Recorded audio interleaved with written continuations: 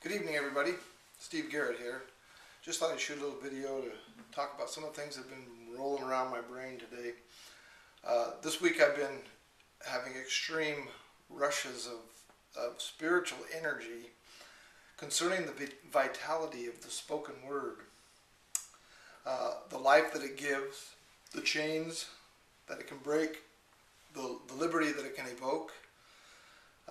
Consider man as a species. We are the only one on this planet with the ability to write down our thoughts, speak them out verbally, transmit them to others. Beyond even that, the people we share our ideas with are also able to share them with still others. For the rest of the species, anything they know or think dies with them.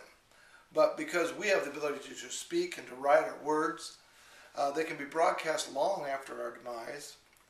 And now, currently, they can encircle the globe in a matter of seconds.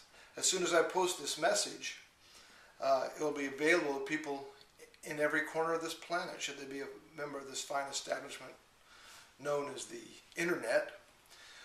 This collective learning process has enabled us as a species to dominate the lesser animals and to subdue this planet for our own purposes.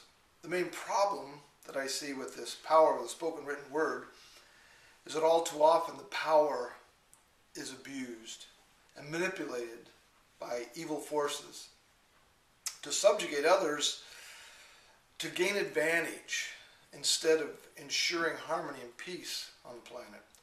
And I think only when men begin to understand that this ability is a gift given by God for the betterment of mankind, will they begin to use it for that purpose.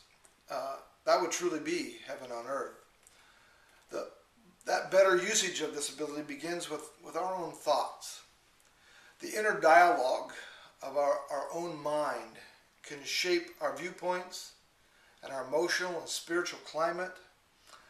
Speaking things outwardly, confessing can actually alter your perceptions, your attitudes, and your physical state. Now that's power. Lord, let me understand the power that resides in my confession of faith. My understanding says faith is the substance of things hoped for, the evidence of things not seen. Another rendering of it says faith is the assurance of things you've hoped for, the absolute conviction that there are realities you've never seen. I like that. In any case, I'm beginning to understand that seeing isn't necessarily believing, but believing in faith is seeing what isn't yet, but most certainly can be. One of my favorite quotes of all time was spoken by Robert F. Kennedy back in 1968 when he said, "Some men see things as they are and say why. I dream things that never were and say why not." His brother, John F. Kennedy, spoke to the nation in 1963 and vowed that within 10 years the U.S. would land a man on the moon. He said, "We choose to go to the moon in this decade and to do the other things, not because they are easy, but because they are hard." Faith takes on hard things. Speaking things out that don't exist as if they do can render us as fools to many. We look kind of foolish. You can make us seem like raving madmen. In 1963, NASA had barely broken through the atmosphere, the Earth's atmosphere with the X rockets and things. And here our president was bold enough to make a claim of moon exploration within the next decade.